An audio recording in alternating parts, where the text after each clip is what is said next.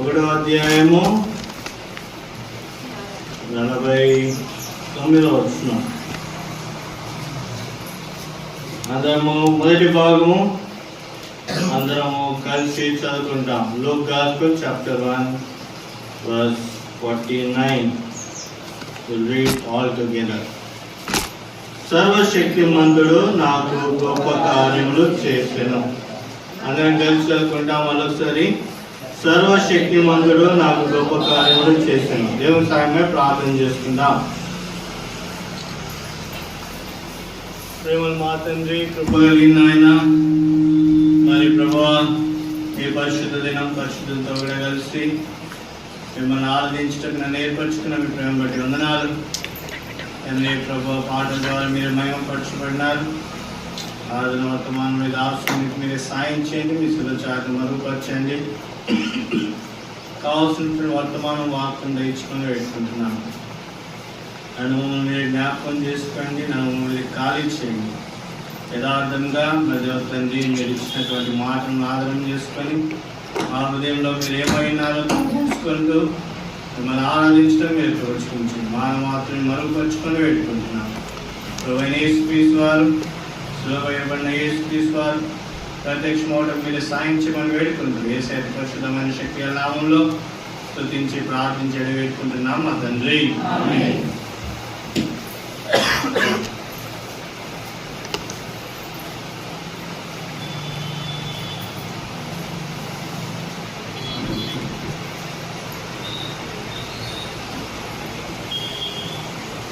కీర్తనకారుడు ఎక్కువ సార్లు దేవుని గురించి ఆయన అధికమైనటువంటి సార్లు ఆయన సర్వశక్తిమంతుడు అని రాస్తున్నాడు. కాబట్టి మన దేవుడు ఉన్నతుడే కాదు, మన దేవుడు ఎవరంట? సర్వశక్తిమంతుడు. కాబట్టి మన దేవుడు సర్వశక్తిమంతుడు, సకలంలో ఉన్నటువంటి వాడు. సర్వశక్తిమంతుడు అంటే అర్థం ఏంటిదంట? యోబు ఒక మాట అంటాడు. యోబు గ్రంథం 42వ అధ్యాయము 2వ వచనం. యోబు గ్రంథం 42వ అధ్యాయము 2వ వచనం. 42:2 నువ్వు సమస్త క్రియలను చేయగలవనియు. చాలండి. దేవుడు ఏంటిదంట?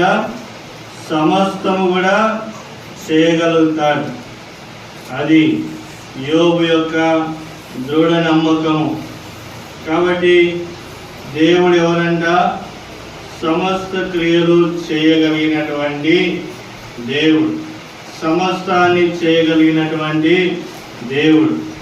భూమిని, ఆకాశమును, అందులో ఉన్న వాటినన్నిటి కూడా రూపొందించినటువంటి సృష్టికర్త, సమస్తాన్ని చేయటకు ఆయన శక్తిమంతుడు. కాబట్టి ఇక్కడ మరియా గారు అంటున్నాడు, నా ఆత్మ నా రక్షకుడైన దేవుని యందు ఆనందించెను. కాబట్టి నా దేవుడు సర్వశక్తిమంతుడు. దీనురాల్ని ఆయన కరుణించినాడు, ఆయన కటాక్షించిన దేవుడుగా ఉన్నాడు. కాబట్టి లూకా సువార్త 1వ అధ్యాయము 49వ వచనంలో ఆమె అంటుంది, నన్ను ధన్యురాలు అందురు అని అంటుంది. కాబట్టి మన దేవుడు సర్వశక్తిమంతుడు, మనల్ని ధన్యతలోకి తీసుకొని వచ్చేటువంటి వాడు, ధన్యులను చేసేటువంటి దేవుడు.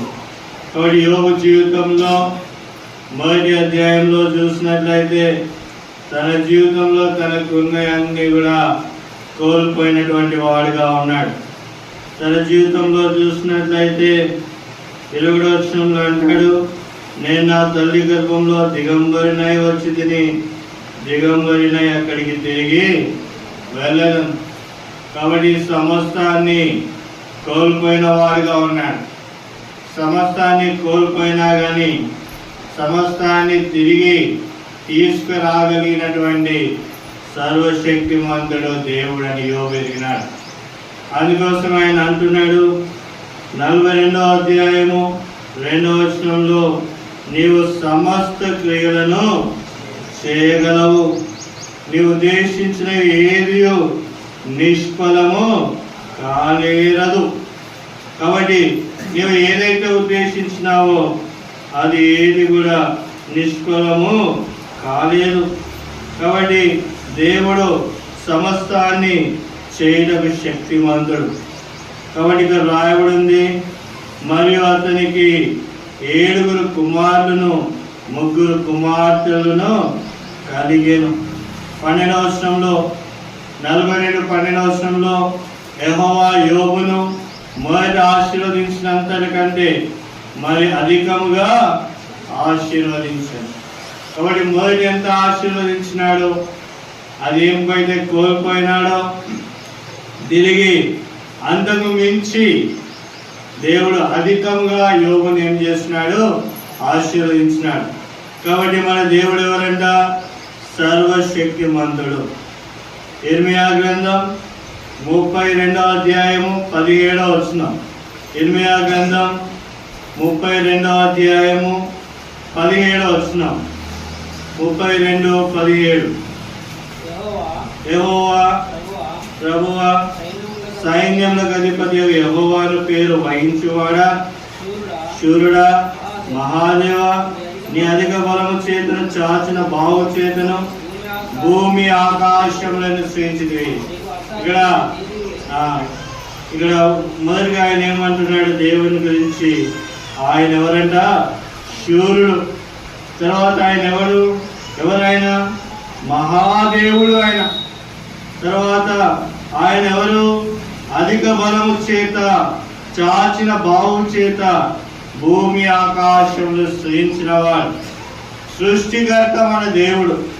ఆయన గురించి ఇర్మియా గ్రంథంలో రాయబడినటువంటి మాట, నీకు అసాధ్యమైనది ఏది కూడా లేదు.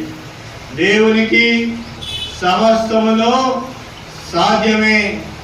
దేవునికి ఏంటి అంట, సమస్తము సాధ్యమే. ఆయన ఎవరంట, సర్వశక్తి మంతుడు. ఆయన ఎవరు, సమస్త క్రియలను చేయవాడు, కోల్పోయిన దాన్ని తిరిగి రప్పించుటకు శక్తిమంతుడైనటువంటి దేవుడు.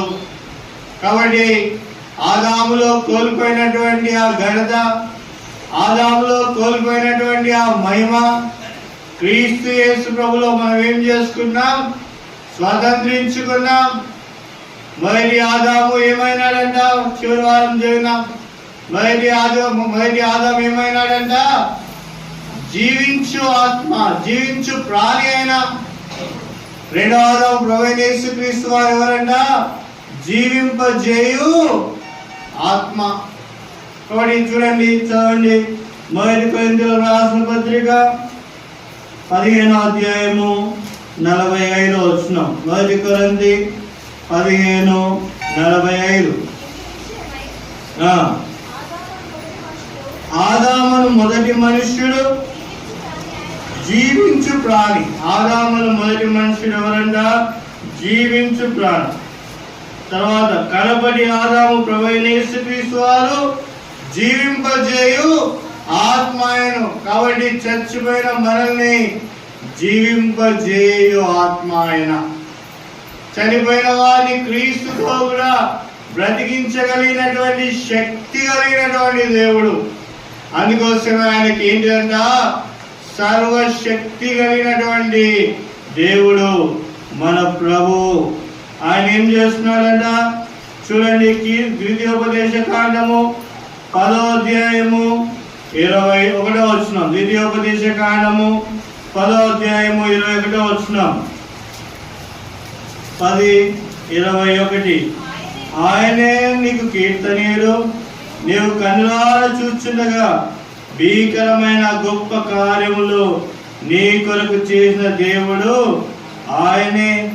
కాబట్టి మన దేవుడు ఎవరంట, భీకరమైనటువంటి గొప్ప కార్యములు చేసేటువంటి దేవుడు. ఐగుప్తులో నుండి ప్రజలను తీసుకొని రాగలకు శక్తిమంతుడైనటువంటి దేవుడు.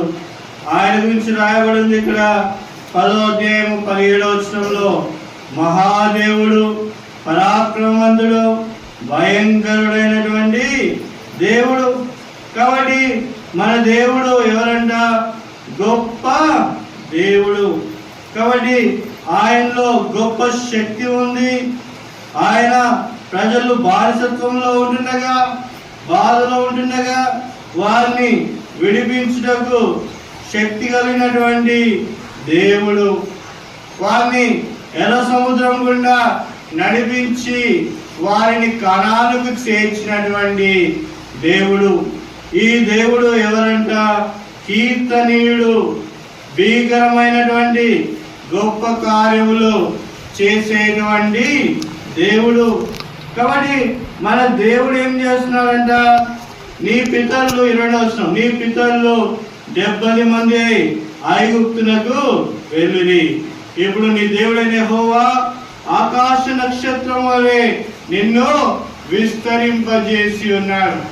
కాబట్టి మన పితరులు ఎక్కడికి వెళ్ళినారు? ఇశ్రాయేలు ఐగుప్తుకు 70 మంది వెళ్ళినారు, బానిసత్వంలో ఉన్నారు. కానీ వారిని దేవుడు ఏం చేస్తున్నాడంట? ఆశీర్వదించినాడు. ఎలా ఆశీర్వదించినాడంట? నీ దేవుడైన యెహోవా ఆకాశ నక్షత్రం వలె నిన్ను విస్తరింపజేసి ఉన్నాడు. కాబట్టి ఐగుప్తు దాసత్వంలో నుండి విడిపించినాడు, ఐగుప్తుల్లో ఆశీర్వదించినాడు, దాసత్వంలో నుండి విడిపించినాడు, ఆకాశ నక్షత్రం వలె విస్తరింపజేసినాడు. కానానుకు ఆయన మనల్ని ఏం చేస్తున్నాడు? నడిపించినాడు. కాబట్టి ఇశ్రాయేలుని కానానుకు నడిపించినటువంటి దేవుడు. మనం కూడా ఒకనాడు పాపపు దాసత్వంలో ఉంటిమి, అంధకారంలో ఉంటిమి.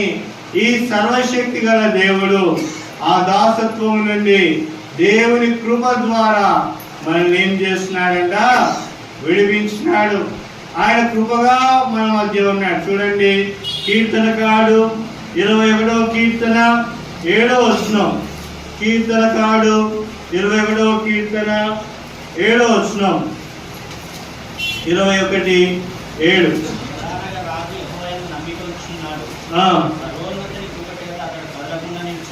చాలండి, సర్వోన్నతుని యొక్క కృప. కాబట్టి సర్వోన్నతుని యొక్క కృపే ప్రభువైన యేసుక్రీస్తు వారు. ఈ సర్వోన్నతుడైన యేసుక్రీస్తు వారు సమస్తానికి అధికారి అయినటువంటి దేవుడు మనకి కృప అనుగ్రహించినాడు. ఆ కృపే ప్రభువైన యేసుక్రీస్తు వారు మనల్ని బానిసత్వంలో నుండి, లోక బానిసత్వంలో నుంచి విడిపించడానికి ప్రభువైన యేసుక్రీస్తు వారు సర్వోన్నతుడైనటువంటి దేవుడు ఆయన ప్రియకుమారుణ్ణి మనకి ఏం చేస్తున్నాడు? కృపగా అనుగ్రహించినాడు. కాబట్టి సర్వోన్నతుని కృప చేత అతడు కదలకుండా నిలుచును. ఆ కృపే ప్రభువైన యేసుక్రీస్తుగా ఈ లోకానికి వచ్చినాడు, సమస్త మానవాళిని రక్షించినాడు. కీర్తనకాడు 82వ కీర్తన 6వ వచనం, 82వ కీర్తన 6వ వచనం.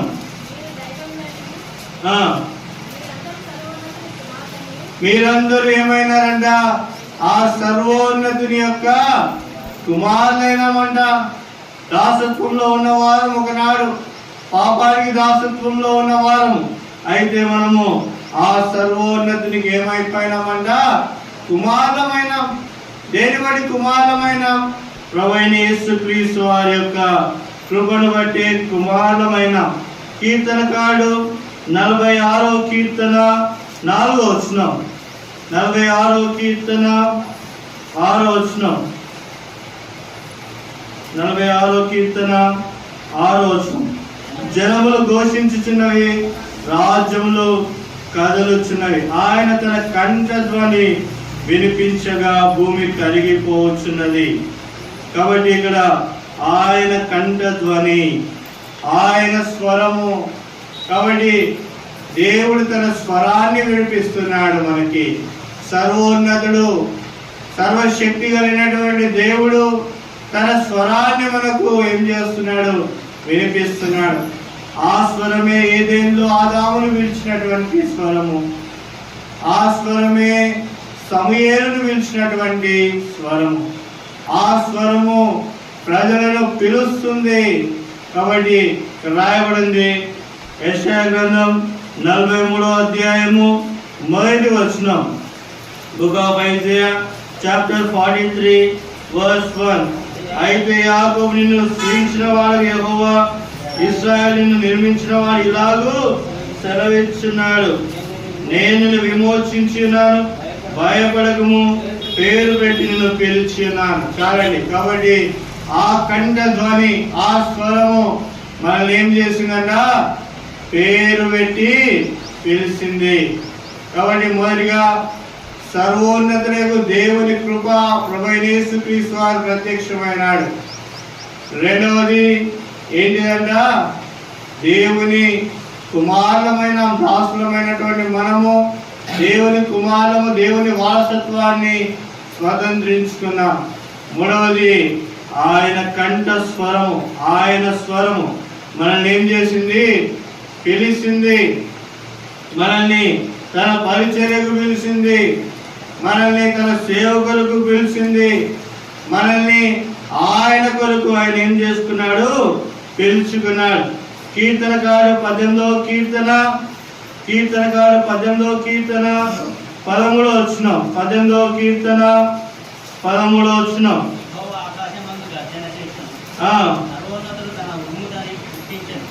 సర్వోన్నతుడు తన ఉరుము ధ్వని పుట్టించెను. కాబట్టి సర్వోన్నతుడి యొక్క స్వరము, ఉరుము ధ్వని.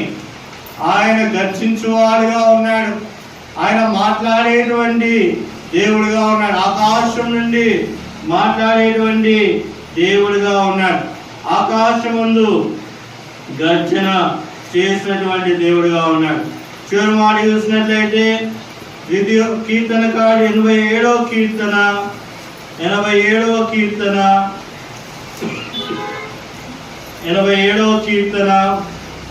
5వ వచనం. 87:5. సర్వోన్నతుడు తానే దాన్ని స్థిరపరిచెను. కాబట్టి సర్వోన్నతుడైనటువంటి దేవుడు మనల్ని ఏం చేస్తున్నాడు, స్థిరపరిచినాడు. ఎక్కడి వరకు స్థిరపరిచినాడు, నిత్య కాలాల కొరకు మనల్ని ఏం చేస్తున్నాడు, స్థిరపరిచినాడు. కాబట్టి ఇప్పుడు ఐగుప్తీయులు ఏమైపోయినారంట, దాసత్వంలో నుండి, బానిసత్వంలో నుండి విడిపించబడి ఎక్కడికి చేర్చబడినారంట, పరమ కాలానికి చేర్చబడినారు, యెరూషలేము పట్టణానికి చేర్చబడినారు. అయితే నీవు నేను దాసత్వంలో ఉన్నటువంటి మనము దేవుని కృప, సర్వోన్నతులకు దేవుని కృప, ఆ కృప ద్వారానే రక్షింపబడినాము. తర్వాత ఆ యొక్క సర్వోన్నతులకు దేవుడు మనల్ని ఏం చేసుకున్నాడు, రక్షించుకొని కుమారులుగా చేసుకున్నాడు.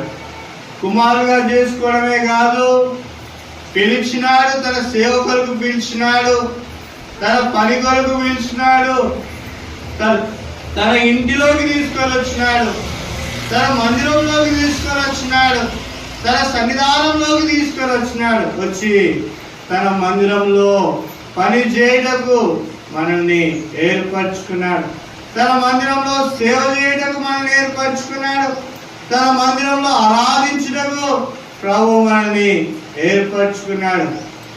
అంతేకాదు సర్వోన్నతుడు మనల్ని ఏం చేస్తున్నాడంట, స్థిరపరిచినాడు. ఎక్కడి వరకు స్థిరపరిచినాడు సర్వోన్నతుడు, నిత్య కాలాలు పరమ వరకు ఆయన మనల్ని ఏం చేస్తున్నాడు, స్థిరపరిచినాడు. కాబట్టి ఒక నిశ్చయిత, ఇది మనం చనిపోతే ప్రభు దగ్గర తిరిగి లేస్తామనేటువంటి నిశ్చయిత నీకు నాకు ప్రభు అనుగ్రహించినాడు. కాబట్టి ఐగుప్తు దాసత్వంలో నుండి ఇశ్రాయేలు విడిపించినాడు, పాపపు దాసత్వంలో నుండి నిన్ను నన్ను విడిపించినాడు. విడిపించడమే కాదు, కుమారులను చేసుకున్నాడు, పిలిచినాడు, తన సేవ చేపిస్తున్నాడు, తన పనికి వాడుకుంటున్నాడు. చివరిగా నిత్య రాజ్యము, పరలోక రాజ్యంలో ఆయన చేర్చేవాడుగా ఉన్నాడు. దాన్ని బట్టి మన దేవుణ్ణి మనం ఏం చేయాలా, ఆరాధించాలా. కాబట్టి కీర్తనకారుడు ప్రభు గురించి రాస్తున్నాడు. 128వ కీర్తన 3వ వచనం. 128వ కీర్తన 3వ వచనం. 128. భార్య పలుచు ద్రాక్షవల్లి వలె నుండును. నీ భోజనము బల్ల చుట్టూ నీ పిల్లలు ఒలివ మొక్కల వలె నుండును. 126:3 అన్న కీర్తన 126:3. గొప్ప కార్యములు చేసి చాలండి. యెహోవా మన కొరకు ఏం చేస్తున్నాడంట? గొప్ప కార్యములు చేస్తున్నాడు. సర్వశక్తి మంతుడు మన కొరకు ఏం చేస్తున్నాడు?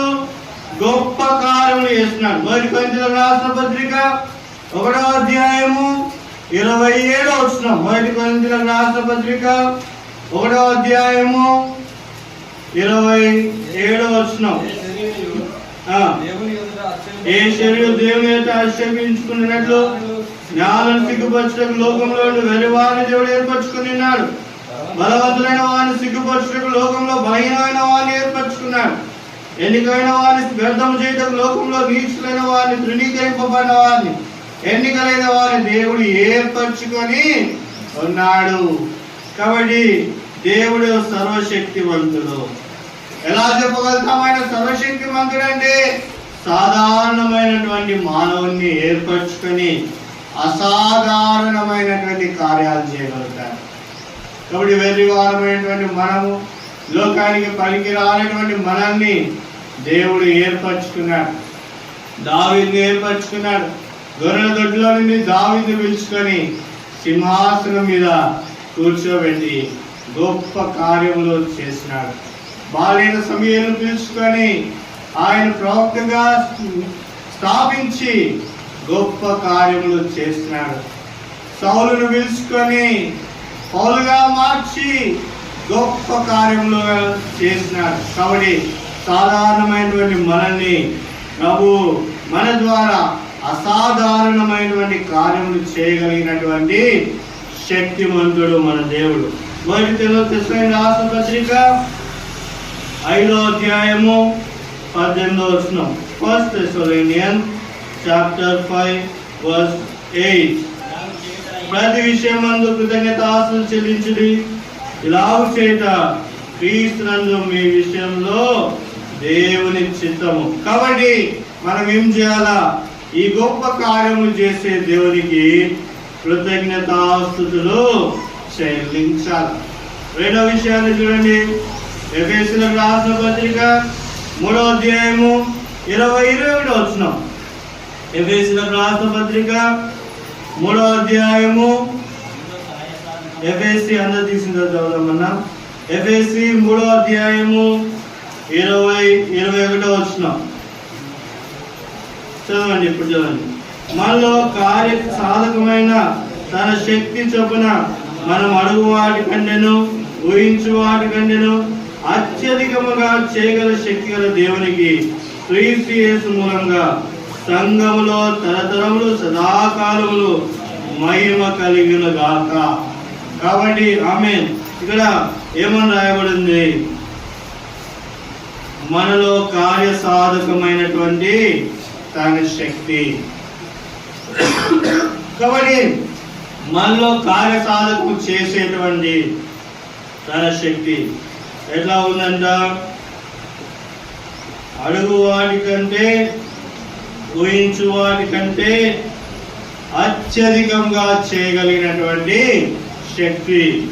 కాబట్టి ఈ శక్తిని దేవుడు మనలో పెట్టినాడు. కాబట్టి సాధారణమైనటువంటి ప్రజలతో అసాధారణమైనటువంటి క్రియలు చేయడం అంటే అడుగు వాటి కంటేనో ఊహించు వాటి కంటేనో అత్యధికంగా చేయగలిగినటువంటి శక్తిమంతుడు మన దేవుడు. ఎలా జరుగుతుంది ఇది?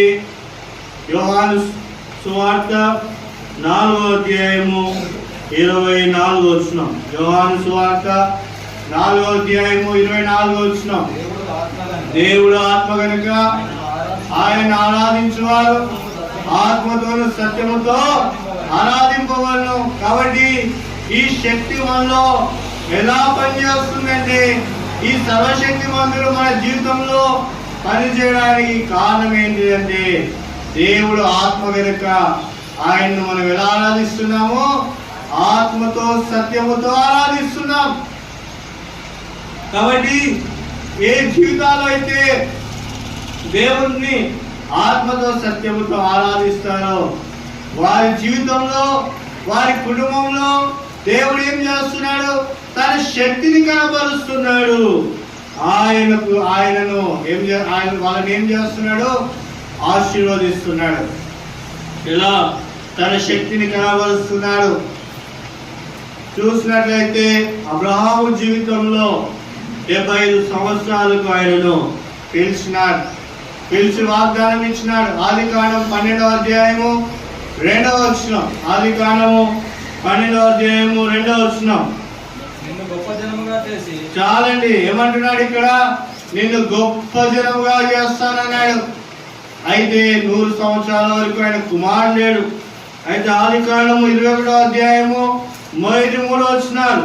ఆదికాండం 21వ అధ్యాయము 3వ వచనాలు. 2వ వచనం చదవండి. దేవుడు అబ్రహాముతో చెప్పిన నిర్ణయ కాలంలో శారా గర్భవతి అయితే ముసలితనం అతనికి కుమారుణ్ణి కనింది. చాలండి, కుమారుణ్ణి కనింది, ఇస్సాకును కనింది. నవ్వు కలిగేసినాడు. వాళ్ళ జీవితంలో సంతోషంతో నింపినాడు దేవుడు. కాబట్టి ఇస్సాకును బట్టి యాకోబు వచ్చినాడు. యాకోబుని బట్టి 12 గోత్రాలు వచ్చినాయి. 12 గోత్రంలో యూదా గోత్రం వచ్చింది. యూదా గోత్రంలో నుండి దావీదు వచ్చినాడు. దావీదు నుంచి ప్రభువైన యేసుక్రీస్తు వారు ఈ లోకానికి వచ్చినాడు. కాబట్టి గొప్ప జనం ప్రభువైన యేసుక్రీస్తు ద్వారా మనమందరం ఏం చేయబడినాము? ఆశీర్వదింపబడినా. ఎంత గొప్ప వాగ్దానం! నిన్ను గొప్ప జనంగా చేస్తానని అబ్రహాముతో వాగ్దానం ఇచ్చినాడు. ఎలా గొప్ప జనాంగంగా చేసినాడు? అబ్రహాముకు ఇస్సాకును కుమారుడుగా ఇచ్చినాడు. ఇస్సాకు యాకోబును కుమారుడుగా ఇచ్చినాడు. యాకోబుకు 12 గోత్రాలను ఇచ్చినాడు. 12 గోత్రంలో ఒక గోత్రమైన యూదాను ఏర్పరచుకున్నాడు. యూదాను బట్టి దావీదు వచ్చినాడు. దావీదును బట్టి సొలొమోను వచ్చినాడు. సొలొమోనును బట్టి లోకానికి ప్రభువైన యేసుక్రీస్తు వారు వచ్చినాడు. ప్రభువైన యేసుక్రీస్తు వారిని బట్టి మనం అందరం ఏం చేయబడినాం? రక్షింపబడి ఎవరి సంతానంలో చేయబడినాం? అబ్రహాము సంతానంలో చేర్చబడినాం. ఇతడు కూడా అబ్రహాము కుమారుడే. గొప్ప జనంగా చేస్తారనేటువంటి వాగ్దానం ఆదికాండం 12వ అధ్యాయం 2వ వచనం. అది దేవుడు సర్వశక్తిమంతుడని రుజువు అయినాడు. 2వ విషయం చూడండి. నిర్గమకాండం 14వ అధ్యాయము 21-22 వచనాలు. నిర్గమకాండం 14వ అధ్యాయము 21-22 వచనాలు. మోషే సముద్రం వైపు తన చేయి చాపగా యెహోవా రాత్రి అంతా బలమైన తూర్పు గాలి చేత సముద్రమును తొలగించి ఆరిన నేలగా చేసిన తూర్పు గాలి రేపి ఆరిన నేలగా చేసినాడు. ఇశ్రాయేలును బానిసత్వంలో నుండి విడిపించినాడు. మొదటి సమూయేలు గ్రంథం 1వ అధ్యాయము 27వ వచనం. మొదటి సమూయేలు గ్రంథం 1వ అధ్యాయం 27వ వచనం. ఈ బిడ్డను దయచేయమని యెహోవాతో నేను చేసిన మనవిని ఆయన నాకు అనుగ్రహించాను. కాబట్టి నేను ఆ బిడ్డను యెహోవాకు ప్రతిష్ఠించుచున్నాను. కాబట్టి గొడ్రాలైనటువంటి అన్నా జీవితంలో కుమారుణ్ణి అనుగ్రహించినారు. మన జీవితంలో కూడా శరీరానుసారంగా గొడ్రాలమైనటువంటి పరిస్థితి ఉండొచ్చు. అయితే దేవుడు కుమారుని అనుగ్రహించే దేవుడుగా ఉన్నాడు. ఆత్మీయ స్థితిలో కూడా గొడ్రాలైనటువంటి అనుభవంలో ఉండొచ్చు. ఎవరిని కూడా ప్రభులోకి నడిపించలేనటువంటి అనుభవం. అయితే ప్రభు నీ జీవితంలో కూడా ఏం చేస్తున్నాడు? వెలుగు ప్రకాశింపజేసి నీ ద్వారా అనేక మందిని దేవుళ్ళలోకి నడిపించి నిన్ను అనేక జనములకు తల్లి చేసేటువంటి వాడుగా ఉన్నాడు. కాబట్టి నువ్వు రక్షణలోకి ఎవరైనా తీసుకొని వస్తే, ఆత్మీయంగా దేవుని సువార్తను చెప్తే, నువ్వు శారీరకంగా గొడ్రాలుగా ఉన్నా ఆత్మీయంగా గొడ్రాలు అనబడవు. కాబట్టి అన్న ఇక్కడ ప్రార్థన చేసినప్పుడు ప్రార్థన విని అన్నకు ఏం చేస్తున్నాడు? ఆయన కుమారుణ్ణి అనుగ్రహించినాడు. కాబట్టి ఎంత గొప్ప శక్తికరమైనటువంటి కార్యములు ప్రభువు చేసినాడు. అప్పుడు అన్న ఏమంటుంది చూడండి, రెండో అధ్యాయం 5వ వచనం ఆఖరి భాగం. గుర్రాలు 7 పిల్లలను కనును. చాలండి, గుర్రాలు 7 పిల్లలను కను. వాడు ఆత్మీయంగా పిల్లలు ఇస్తాడు, శారీరకంగా కూడా దేవుడు పిల్లలు ఇచ్చేటువంటి దేవుడుగా ఉన్నాడు. కొన్నిసార్లు శారీరకంగా పిల్లలు లేకపోయినా ఆత్మీయమైనటువంటి పిల్లలు ఇచ్చినప్పుడు నేను నిత్య రాజ్యం పరలోక రాజ్యంలో ఆయన చేర్చేవాడుగా ఉన్నాడు. కాబట్టి 3వ విషయం, ఆయన సర్వశక్తిమంతుడని అన్నా జీవితంలో నిరూపించబడింది. 4వ విషయం చూస్తే చూడండి, దావీదును దేవుడు అభిషేకించినాడు. సమూయేలును పంపి గొర్రెల దగ్గర ఉన్నటువంటి దావీదును ఏం చేస్తున్నాడు, సింహాసనం మీద కూర్చోబెట్టినాడు. అంతేకాదు మత్తయి సువార్త 9వ అధ్యాయము 22వ వచనంలో రక్తస్రావంతో బాధపడుతున్న స్త్రీని ఏం చేసినాడు, స్వస్థపరిచినాడు. రక్తస్రావంతో ఉన్నటువంటి స్త్రీ దేవుని చెంగు ముట్టుకుంది అంతే, ఆ యొక్క వస్త్రాన్ని ముట్టుకుంది అంతే, తన ఉన్న రక్తస్రావం ఏమైపోయింది, ఆగిపోయింది. సర్వశక్తిమంతుడని తెలియబడింది. అపోస్తల కార్యములు 16వ అధ్యాయము 25-26 వచనాలు. అపోస్తల కార్యములు 16వ అధ్యాయము 25-26 వచనాలు. అయితే మధ్యరాత్రి వేళ పౌలును శిలాయులు దేవునికి ప్రార్థించు కీర్తనలు పాడుచుండిరి, ఖైదీలు నిలుచుండిరి. అప్పుడు అకస్మాత్తుగా మహాభూకంపము కలిగెను, చెరసాల పునాదులు అదిరెను, వెంటనే తలుపులన్నీ తెరుచుకొను, అందరి బంధకములు ఊడెను. కాబట్టి చెరసాలలో ఉన్నటువంటి పౌలు శీలాల యొక్క బంధకాలు ఊడిపోయేటట్టు చేస్తున్నాడు. మన బంధకాలు కూడా ప్రభు ఏం చేస్తున్నాడు, తెంపి వేస్తున్నాడు. కాబట్టి మన దేవుడు ఎవరంట, సర్వశక్తిమంతుడు.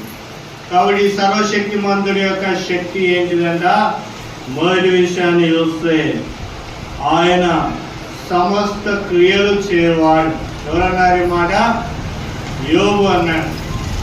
ఆయన సమస్త క్రియలను చేయవాడు.